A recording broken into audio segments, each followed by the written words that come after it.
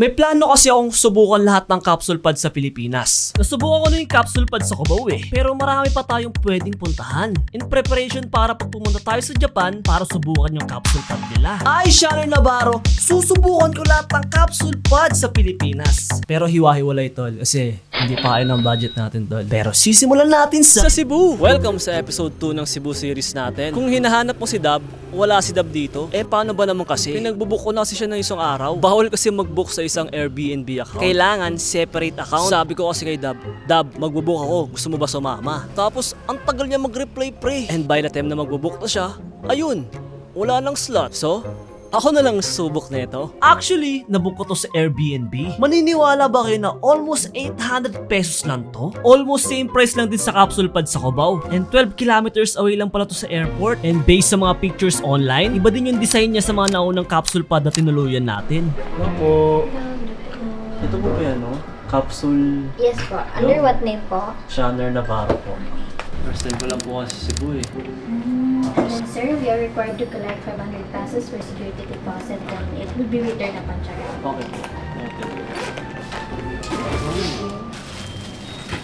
And then I will assist you to your room as well. Okay, may kasama po bang towels? Or... Yes po, meron na po sa room na.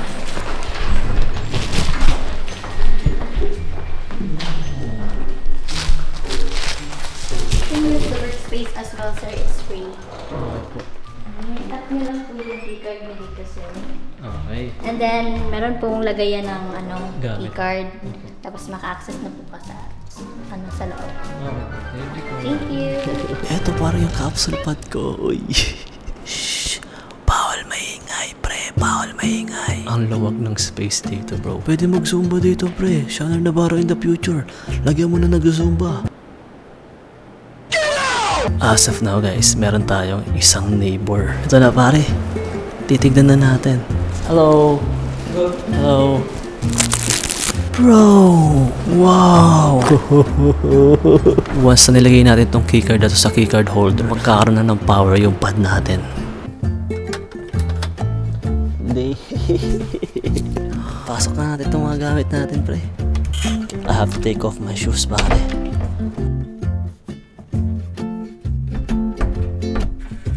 Wow! Tol! Ito yung unang capsule pad na pinuntahan natin na merong fire extinguisher. What the fuck, bro?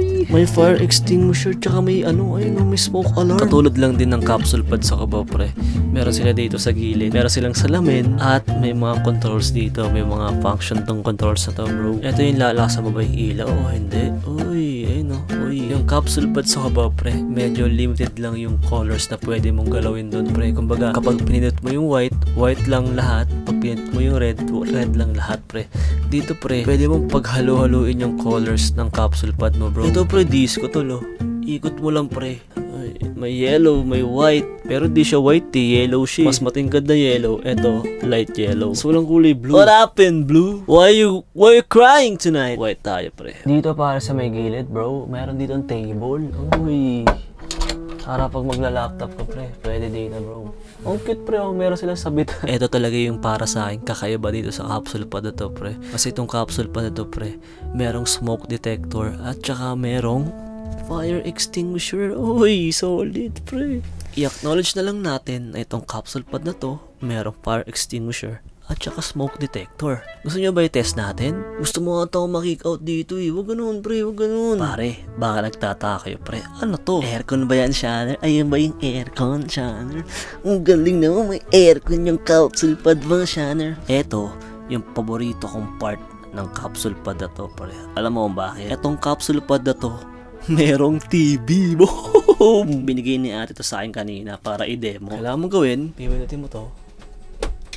Yan. May pipindutin lang tayo dito sa mga dials natin sa ilaw, bro. Eto, nasa baba, TV. Sabi ni ate kanina, meron daw tong YouTube, meron rin daw tong screen mirroring, at meron din ditong Google Chrome.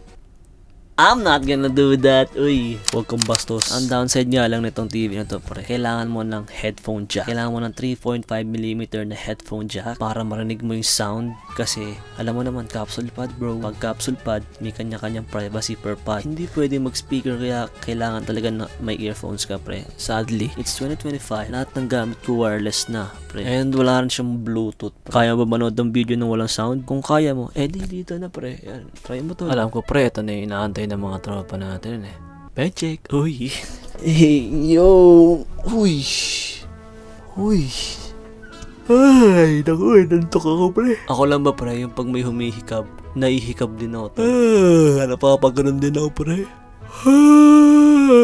Medyo stiff siya, pero ayoko kasi ng mattress na lumulubog. Kung matagal ka lang nanonood sa akin, ang personal preference ko na higaan ay hindi ako lumulubog, pre. Kumbaga, oo, saktong may konting lubog, pero ayoko nang lumulubog ako sa kama, pre. Etong kama na to, bro, confidence level 8 out of 10. Solid, solid. Eto, pre, tignan natin kung gaano kabilis yung wifi nila dito, bro. What? Legit ba to? Download speed, pre, 318 Mbps, tapos 283 Mbps na upload speed. Wow, bro. Talagang pang workspace, pre, yung internet speed dito, pre. Ito yung mga binigay sa akin upon entering this capsule pod, pa. Binigyan tayo ng sleepers, binigyan tayo ng soap, binigyan tayo ng dental kit, bro. Meron ding tubig, kumot. Solid. At towel, pre. Uy. Nakalimutan ko din sabihin na yung vent sa pod na to, apat. Malamig din yung labas since dalawang aircon yung nakabukas. Kung hindi nyo ma-vision ng mabuti yung space sa loob, meron akong ginawang scanned version niya. PS, bawal to sa claustrophobic na tao. Hindi ko sure kung saan yung pod sa mga girls, pero mukhang hindi naman siya nakahalo sa boys. Pare, welcome sa workspace /lobby/ pantry. Uy, bawal maingay dito, pre, kasi pre, may mga tao tayong kasama, pre. Hindi lang tayo mag-isa dito, tol. Kaya kailangan natin maging tahimik, bro. Ayos. Bro, eto yung pantry nila, bro. Wow, solid, solid.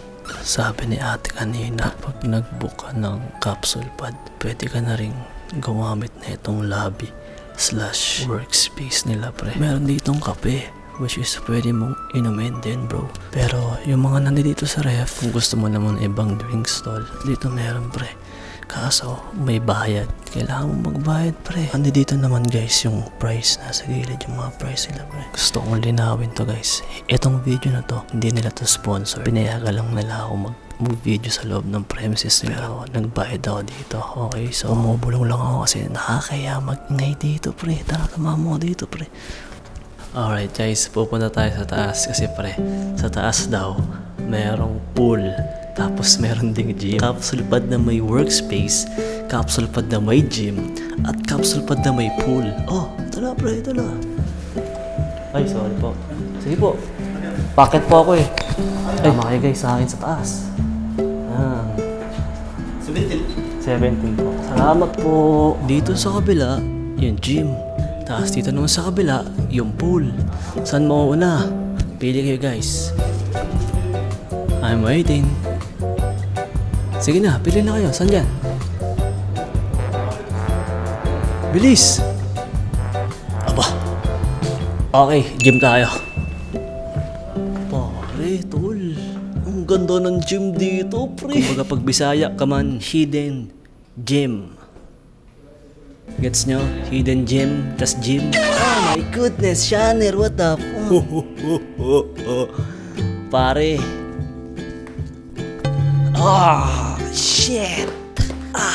Par, kung introvert ka, perfect to, pre. Kasi itong gym na to, pre, walang tao, bro. Meron ditong lat pull down machine. Eto, pare, di ko alam anong tawag dito eh. Hindi ako marunong gumamit nito sa gym, pre. Kumbaga, pag nakikita ko sila, lagi silang occupied, pre, sa Anytime Fitness. Treadmills, Eto, pare, meron dito pang legs. Tapos ito, di ko alam anong tawag dito eh. Yung parang bike. Solid. 3,001. Oh, andyan pala kayo, guys. Uy. Tama ba? Dumbbells ba tawag dito? At uulitin ko, guys.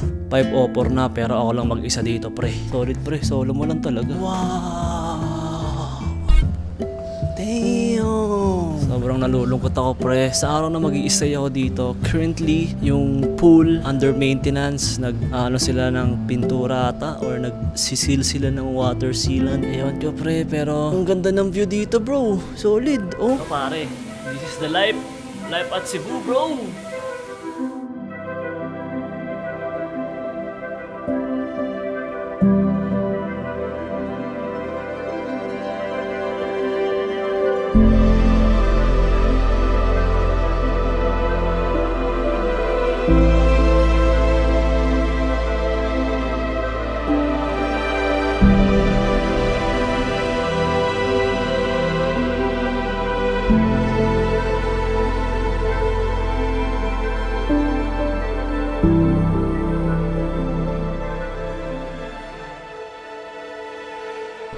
Hindi ko pala nasabi sa inyo guys. May saksaan dito ng charger. Isang Type-C at isang USB Type-A. Type-C ang kailangan ko pare. Charge ko yung mic ko pre, para may magamit tayo mamaya. Alright guys, I think it's time. Iglip lang ako saglit, tapos food trip tayo mamaya sa labas. Okay ba yan? Okay. Katabigin yung camera ko matulog para di ko madaganan. Tapos yung mga gamit dito, okay lang yan. Hindi naman ako magulong matulog. Iglip muna ako tol. Ay ay ay ay ay. Ay ay ay. Nagising ako pre, oras natin ay 12:58 AM. Oh my goodness.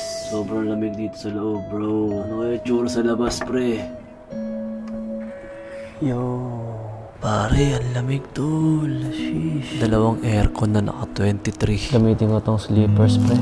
Napansin ko din kasi na ito na yung last battery ng camera bro. Wala siyang panggantong saksakan dito sa loob. So yung available na saksakan na pangganto doon pa mismo sa sa may lobby / workspace.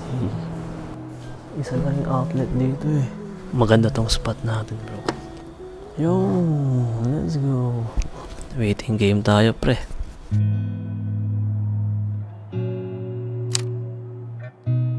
Dito pre, merong separate na restroom for women and men. Tignan mo pre, nakakatakot yung tol. Nakakatakot yung restroom sa lalaki pre. Pero sadya talaga yan kasi ikaw mismo magbubuhos ng ilaw. Hey, solid.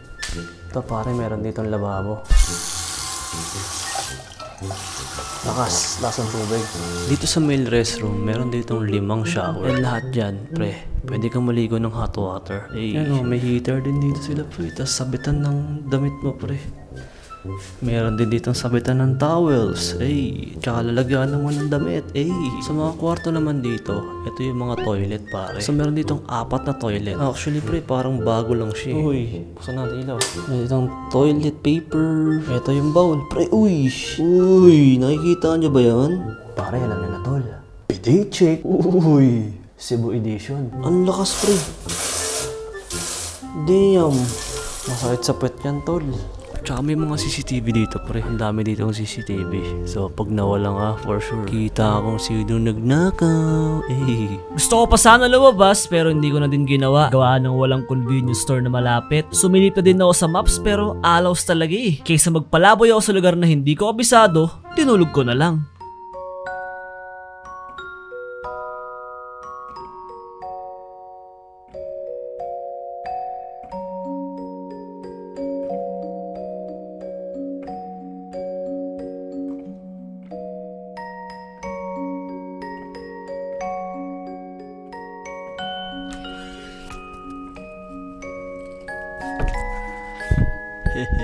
Hindi ko lang kung nakikita nyo pero ang oras natin ay 9:21 AM. Ang check-out natin ay 11 AM. Kailangan na natin kumilos kasi kailangan na natin maligo.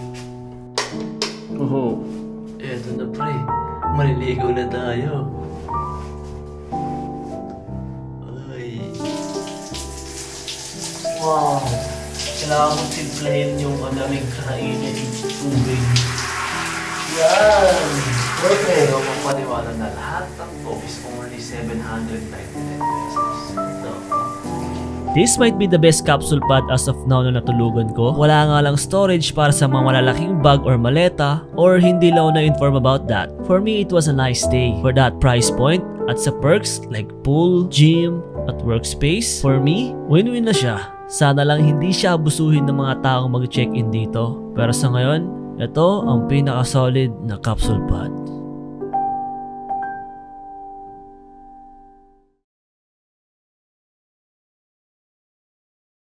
And that is it for this video pare. Maraming salamat sa panonood. And shoutout kay Edward Nicolas at saka kay Jess Atan. Every week meron 2 subscriber na sina-shoutout. All you need to do is comment down below Shanner, the Capsule Pod Sleeper. Ganun lang kasimple pare. Make sure to like this video and subscribe to our channel pare, dahil kayo nagpapondo ng mga ideas natin. And also follow me on IG para updated ka sa mga behind the scenes natin at sa mga upcoming contents natin pare. And coming up next, kung merong worst reviewed restaurant, syempre, merong worst reviewed hotel. Pare, kung alam mo lang kung anong nangyari. O pare, Magic, mawawala na lang ako.